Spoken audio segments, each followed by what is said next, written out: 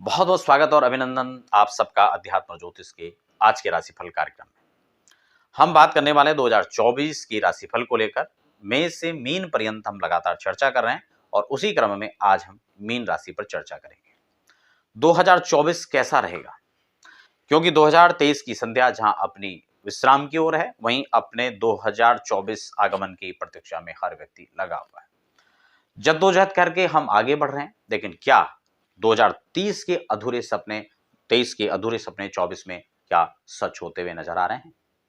क्या कहती है ग्रहों की चाल और क्या कहती है आपकी राशि कुंडली, ये हम चर्चा लगातार कर रहे हैं। आज जब मीन राशि की बात करेंगे तो आज सबसे पहले हम ग्रहस्थितियों को समझें। इससे पूर्व एक छोटा सा निवेदन आपसे रहेगा, अगर आप पहली बार हमारे चैनल पर विजिट कर रहे हैं तो चैनल को सब्सक्राइब करके साथ ही घंटी वाले निशान को आप जरूर प्रेस कर लें। आने वाली अपडेट्स आपको मिलेंगी, चाहे अध्यात्म की बात करेंगे, चाहे ज्योतिष, वास्तु, रत्न, रुद्राक्ष, तमाम प्रकार की हम लोग यहाँ पर इंफॉर्मेटिव चर्चाएं आप तक पहुंचाने का प्रयास करते हैं। देखिए, अगर आपकी राशि कुंडली पर देखें तो वर्ष के प्रारंभ में ही राहु बैठे हुए हैं, साथ ही साथ देवगुरु आपके द्वितीय भाव में और शनि आपके पिछले पृष्ठ द्वादश भाव में बैठे हुए हैं।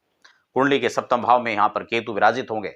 और अब देखते हैं इस ग्रहस्थितियों को समझने के साथ साथ इसके फलादेश की ओर बढ़ते हैं। देखिए, जब भी राहु आपके द्वादश, जबकि शनि आपके द्वादश और राहु एक आपके लग्न भाव पर आएंगे, तब तक सेवंथ में केतु बैठ करके अपने आपके जो स्वास्थ्य पर एक बड़ा प्रभाव और एक गहरा प्रभाव डालेगा। इसलिए मीन राशि वालों को जहां 7.5 का दौर प्रारंभ हो चुका है, वहीं आपको इस बात से कोई दो राह नहीं रखना चाहिए कि आप अपने स्वास्थ्य पर पूर्ण फोकस करें। सबसे पहले धन जो आपका पास है वो है आपका तन, क्योंकि आपका तन सुखी है, आप तन से सुखी हैं, आप मन से सुखी हैं, तो धन से अपने आप निश्चित रूप से सुखी हो जाएंगे। हालांकि हर व्यक्ति हर प्रयास, हर संभव, हर एफर्ट अपना लगाता है तो वो धन कमाने में लगाता है, जबकि तन और मन की विशेष सुरक्षा उसको करनी चाहिए। मीन राशि के लिए एक संकेत यहाँ पर नजर आ रहा है कि आप अपने स्वास्थ्य पर पूरा फोकस करें।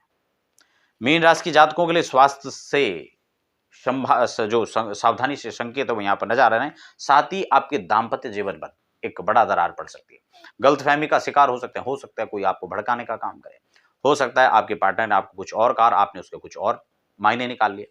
ऐसे में बात हो सकती है कि बढ़ सकती है। इसलिए आपको प्रयास करना चाहिए कि वाणी पर संयम रख करके, अंकुश रख करके कम से कम बोलें और विचार विमर्श ज्यादा करते रहना चाहिए। इसके लिए आपको लगातार अपने पार्टनर्स के साथ में कहीं ना कहीं तालमेल बिठाने की आवश्यकता आपके साथ आपको रहती है। कहीं ना कहीं आप वार्तालाप आपस में करते रहें, छोटी छोटी बातों को लेकर के डिस्कस करें, ताकि गलतफहमी का शिकार होने से बच सकें। लव लाइफ में भी एक नया फूंकार, एक नई झंकार और एक नई अड़चनों के साथ में हो सकता है वहां पर भी डिस्टर्बेंस है।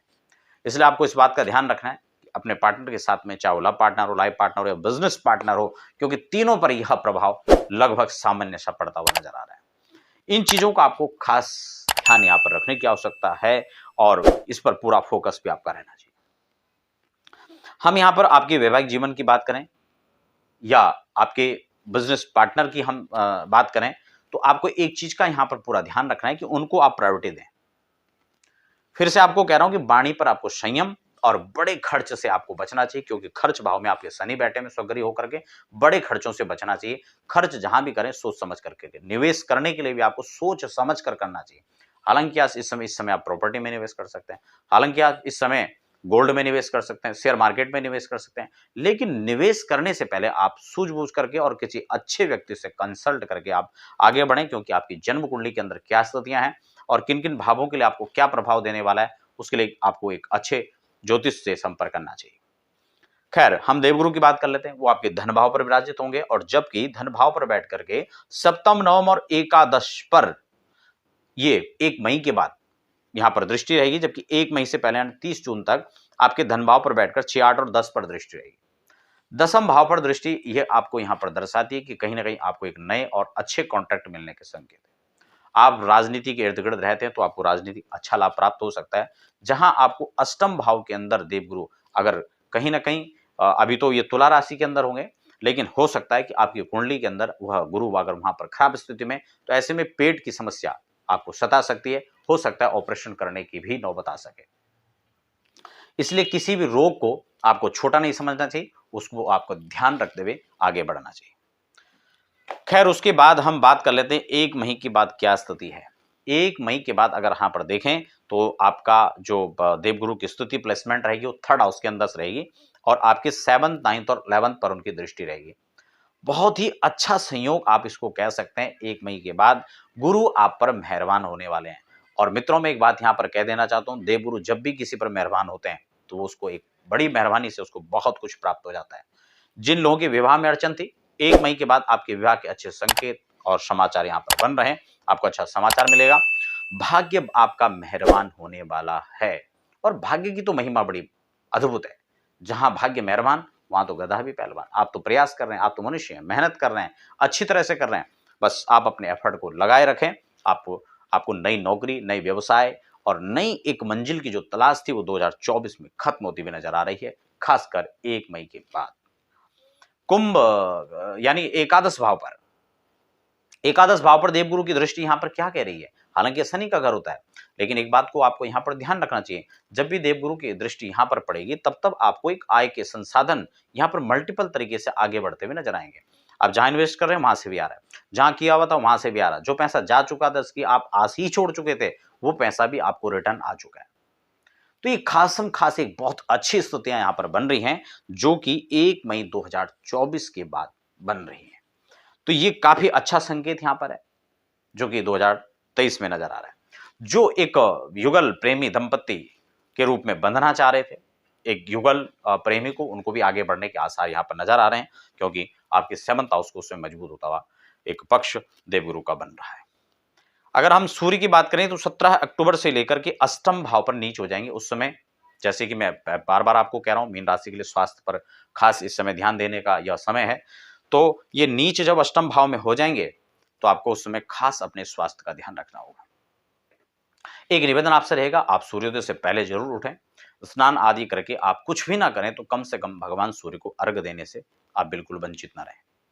भगवान सूर्य को अर्घ्य देते हुए ओम सूर्याय नमः, ओम भास्कराय नमः, ओम खगाय नमः, ओम पूष्णवे नमः, ये छोटे छोटे मंत्र हैं, जो मंत्र नहीं भगवान सूर्य के नाम ही हैं।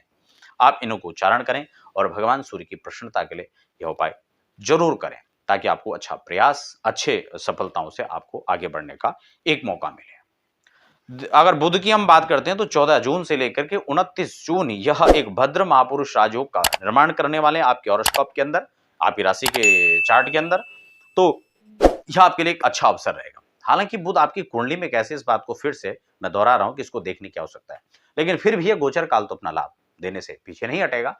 इसलिए जो लोग व्यापार में जुड़े हुए, जो खासकर आपके वकालत के क्षेत्र में, जो खासकर आपके पत्रकारिता के फील्ड में, वाणिज्य प्रबंधन के क्षेत्र में, बैंकिंग सेक्टर में जो जॉब कर रहे हैं, शेयर मार्केट में काम करते हैं, तो उनके लिए बहुत अच्छी अपॉर्चुनिटी लेकर यह समय आ रहा है। शुक्र की बात करें तो 14 अगस्त से यह सप्तम भाव में नीच हो जाएंगे। फिर से वही समस्याएं दाम्पत्य जीवन में खलल डालने का काम कर सकता है और कहीं ना कहीं गुप्त रोगों का भी संकेत यह देता है। इसलिए आपको इन सब बातों का ध्यान रखना चाहिए। उपाय की हम जहां तक बात करें तो आपको और कुछ भी नहीं तो सुंदरकांड नियमित पढ़ना चाहिए। इतना नहीं हो सकता, आप बजरंग बाण का पाठ कीजिए। आपको अपने घर में स्फटिक श्रीयंत्र की स्थापना करनी चाहिए और मां भगवती जगदम्बा के मंदिर में जाकर आपको एक नारियल, चुन्नी, श्रीफल और साथ ही साथ कुछ दक्षिणा, आप तांबूल आदि ये मां भगवती को समर्पित करें और अपने 2024 के लिए एक अच्छे वर्ष की कामना आप कर सकते हैं। आप सबको पुनः पुनः शुभकामनाएं। हमें दीजिए फिलहाल इजाजत, मिलते हैं फिर अगले कार्यक्रम में। धन्यवाद।